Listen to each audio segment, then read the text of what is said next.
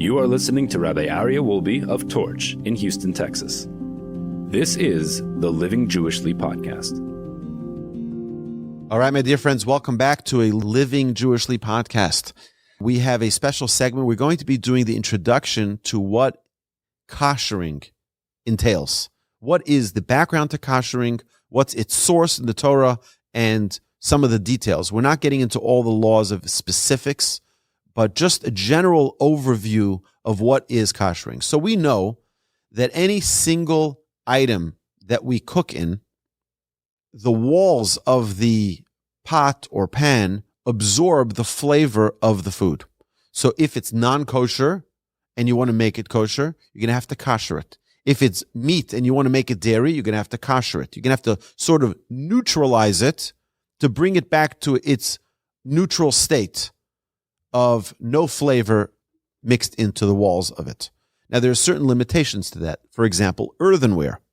An earthenware vessel can never remove its flavor. So if you make a brand new earthenware vessel and you cook in it your chicken or meat, guess what? It absorbs the meat and it never releases the flavor from its walls, and therefore can never change its status. However, there are other dishes, pots and pans, that can be changed. And I want to read from the introduction to the laws of kashering utensils.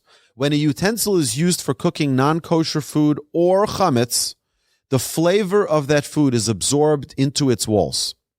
When other food is subsequently cooked in the utensil, the flavor of the non-kosher food or the chametz food is emitted from the walls of the utensil and can become absorbed in the food, causing it to become prohibited. Therefore, in order to permit such utensils to be used for kosher or for Passover foods, the absorbed prohibited flavor must first be removed. This halacha is derived from the verses in Numbers, chapter 31, verse 22 and 23, in which Elazar the Kohen instructs the soldiers returning from the war with Midian on the procedure of kashering various utensils found among the spoils of war. Ach es hazav es hakesef es hanachoshes es habarzel es habdil es haoferes kol davar sheyavo be'esh ta'aviru be'esh v'taher. Only the gold and the silver, the copper, the iron, the tin, and the lead, everything that comes into the fire, you shall pass through the fire, and it will be purified. So here the Torah explicitly tells us that there is a process to koshering something that was once non-kosher. The purification process is based on the principle of kibolo, kach polto. The same manner in which it absorbs is the same way in which it expels. So if, for example, you have chicken soup that is absorbed into the vessel walls at a temperature of 190 degrees, you take it out with water at 190 degrees. Means the same way it got absorbed, it gets expelled. Therefore, the purification requirement of each utensil or vessel is based on the manner in which the forbidden flavor was absorbed. For example, a utensil that was used to be heated on the fire, a primary vessel, must be kashered in such a utensil, while a utensil upon which the hot liquid was poured may be kashered by pouring hot water onto it. So, for example, if you have a soup pot, the soup pot needs to be kashered in another vessel that it can be absorbed in. But if you have, let's say, a knife and a fork that something was splashed on it, something non-kosher was splashed on it, you can splash hot water on it, and that takes it out. So the same way in which it was taken in is the same way it gets taken out. It also works by temperature. It also works by method. Now, there are different ways in which you can do this. There's irui, there's libun. Irui is when you pour hot water on something. There's libun is when you make it. Libun comes from the word white. When you are able to broil it or get it to a point where it is so hot For example, you can use a blowtorch. That's one way you can kosher things. So for example, if you have grates from a barbecue, you want to use your barbecue grill on Pesach, but you had non-kosher for Passover meat or non-kosher meat, God forbid, on that grill. How do you kosher it? So the first thing you need to do is to completely clean it, that it is like brand new. But now they're still absorbed in its walls. They're still absorbed the flavor. How do you get that out?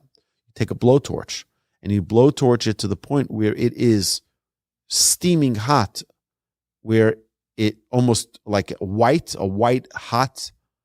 And at that point, it expels any flavor that may have been in there. So this siman discusses the laws of purging utensils that were used for chametz in order to permit them for use on Pesach. It should be noted that although ha'agala, purging with boiling water, may be performed when halachically appropriate, nevertheless, due to various considerations, including the difficulty of performing ha'agala, which you need to be very, very careful, the limitations of its effectiveness of certain types of utensils, as well as the availability of utensils at a reasonable price today. Today, it's not that expensive to buy new silverware. It's not that expensive. It's, $100 and you have yourself a beautiful new set of dishes. $100 or $200, maybe not the fanciest, maybe not the nicest, but you can go to Costco, you can go to any of these great stores and you can buy a new set. So because of that, nowadays, typically all Jewish households keep separate sets of Pesach utensils stored away for the entire year and rely on ha'agala or libun, again, two different types, either the hot water or the burning hot fire, like making it into a coal, primarily for items such as sinks, stoves, and ovens that can't really be replaced every year, as well as other items that are impractical or expensive to replace for Pesach. So a couple of examples of things that you might want to do ha'agala for is your silverware. So you have your kos, your cup, that's used for Kiddush throughout the entire year. Because it's on your non-kosher for Passover table, the custom of the Jewish people is that because it was used with non-kosher for Passover items, if you want to use them on your Pesach Seder, you got to do ha'agala. You have to soak it in steaming hot water. So that's something which is very practical for someone to do. You boil up a soup pot of water till the water is boiling. You drop the utensils in there. Again, be very, very careful. I want to re-emphasize, if I haven't emphasized it enough earlier, we need to be very, very careful with hot water. Fire is hot, and it can burn, and it can hurt you very badly. I personally experienced this a number of years ago where I was kashering my countertops, and I was boiling up the water, and in the process of taking it from the fire and pouring it on the counter, I slipped, and the whole pot of hot water went on my hand, and it was not pretty, it was not fun, and it was really, really not pleasurable. It was very painful. So I urge each and every one of you listeners out there, if you're planning to do ha'agala or libun or any type of kashering, please, please, please be very, very careful in doing this. I don't want you to get hurt. It's not a great joy for Pesach to come in with with all the bandages on your hand like I experienced.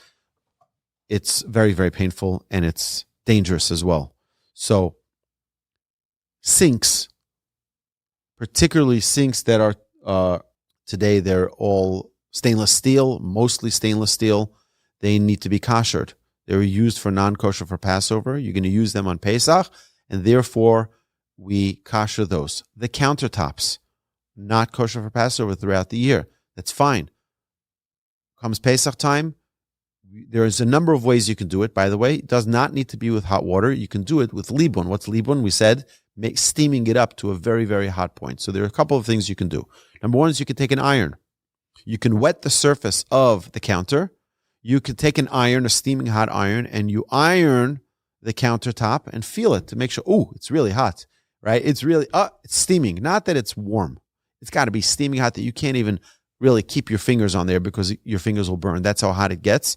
And you do the entire countertop, and that's a much quicker, safer way to do it. There's another way, which you can get a steamer. I can For those of you who are close to Costco, they sell a steamer. I don't know that I just bought one 2 days ago, but I'm not sure it gets to the temperature that it needs to get to actually steam the countertops.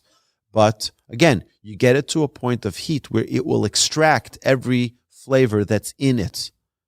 Now, there are many people who have the custom to cover the countertops even after kashering it. That after you kasher it, you still do not place your Pesach food right on top of it. That's where the common meme you'll see online, people will send their whole houses filled with silver foil because they're keeping a separation between what is normally non-kosher for Passover surfaces from their kosher for Passover food. But so silver foils are very common, but some people like that their kitchen look more pretty on Pesach. So there are many different things that could be used. There are plastic, clear coverings, linings that you can put on top. There are marble-like linings that can be placed on top. But the idea is once it's kashered and it's clean, by the way, this is where the whole concept of spring cleaning came from. It came from cleaning for Pesach, where we're cleaning our homes. We're cleaning every single window, every single mirror, every single door, every single corner of the house, every single nook and cranny is cleaned up before Pesach, and it's in the spring.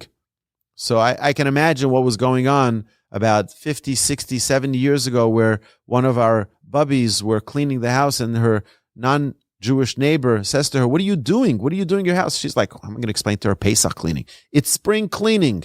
So that's where the concept perhaps came from. But my dear friends, the overall idea when we talk about Ha'agala is to remove what may have been embedded into the walls of either the counters, the pots, the pans, the silverware. It absorbs.